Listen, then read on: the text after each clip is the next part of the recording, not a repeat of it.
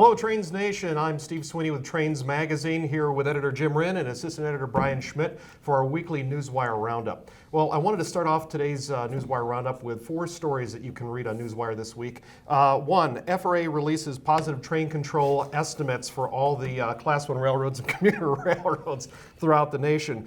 New Jersey residents protest oil trains. New Jersey transit unions might be going on strike in March. Read more about that. And NS runs 176-car manifest freight from Altoona to Harrisburg in tests. That was only 3. That was 3? Yeah. I thought there was 4. Okay. Oh, well, I thought it was 4. And then one thing we wanted to get in there, too. See, we caught him.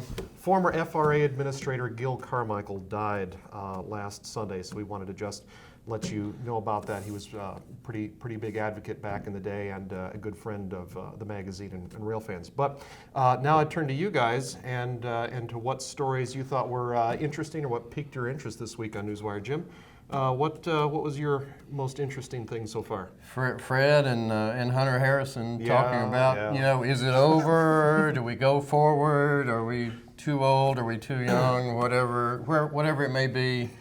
Right. So that continuing saga is going on. It looks like this drama has sort of another week before we know if it's going to go forward or not. The CP has to come up with a slate of candidates for the NS Board of Directors by the 14th. Right. So big Valentine's Day present there, possibility. But depending on which way you look at it. Right. Yeah. So it could be the beginning of the end. We could be really close to the end, or we could just be right at the beginning of all this mess. Yeah. So it was a really interesting interview that Fred had. Brian, what was your top story this week, or what were some of your top stories? I'll give you 2 of them, Steve. The first is that Metra, Chicago area commuter railroad's looking for 360 some new passenger cars for its dieselized lines. That's a lot of cars. It is. They've been working through midlife rebuilds on a bunch of their cars already, but they're looking for more new cars to expand and to retire some of the oldest ones that are probably 40, 50 years old now. They haven't picked a builder yet, have they? They have not. They're looking for requests for proposals, and those are all due in June. Wow. And then the other news that's a little bit disappointing is that Cliffs Mining is looking at closing Empire Mine in northern Michigan, a taconite iron ore operation up there, which is the sole mine that feeds into Canadian National's Escanaba ore docks, and that's an operation I want to get up and photograph. Yeah, me too. So a little motivation to get up there this spring and summer and take care of that. The LS&I, the Lake Superior-Nishpeming, serves the same line, but it's got some other traffic. It'll hang on, but this could be curtains for the CN's or operations in northern Michigan. Of course, they've got more operations in Minnesota on the former DMIR, and those are actually looking to see an uptick in traffic this year, I hear. So. Right. Well, that sounds really good. A couple of stories that I had this week come from the National Transportation Safety Board. If you remember from May of 2015, there was a terrible crash in Philadelphia. An Amtrak Northeast Regional train crashed, killed 8 passengers. The National Transportation Safety Board just released more than 2,000 pages of documents, photos, and video on Monday. So we had a story up earlier this week detailing some of what those documents were, including an interview with the engineer. You didn't get through all 2,000 pages. No, I didn't. Although Bob Johnston says he did. He'll write up a story here next month. But the amazing amount of detail that they have in there. There are lists of what was in the engineer's grip at the time of the crash. They interviewed all of the train crew. They interviewed most of the passengers. They itemized what was in the business car that sort of disintegrated on impact in the crash. And another interesting thing that they had that I wrote up a story about last night on were 3D scanned images. To you and I, just looking at it real quick, they just look like pictures that are kind of grainy.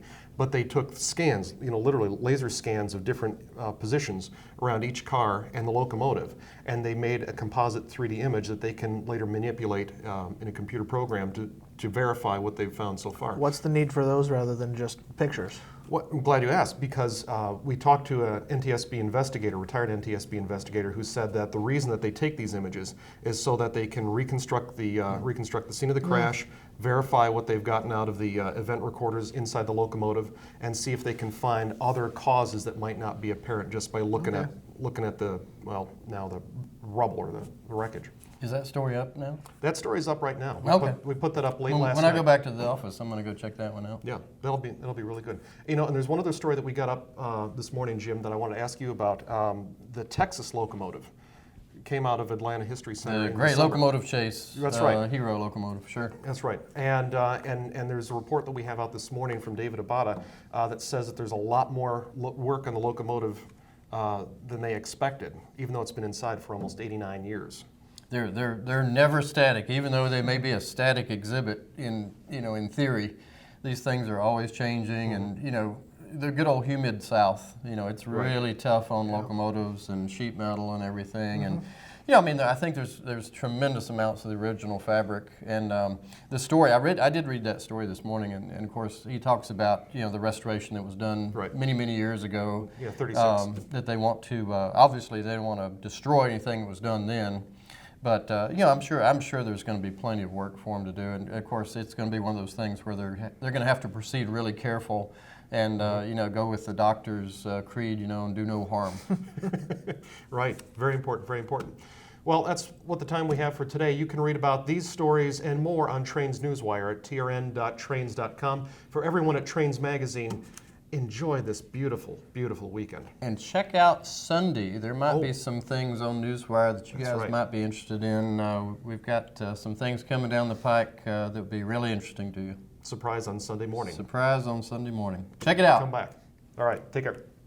In case you need another hit. Or I need to. Yeah. It'd work better as a champagne bottle, though. I know, it would. It would hurt more. Thanks for watching this Trains Newswire video. If you enjoy what you saw, please consider watching some of our other full-length videos. Big Boy, On the Road to Restoration. Heavy Hauls. 611 in Steam. They're all available from our website, kalmbachhobbystore.com.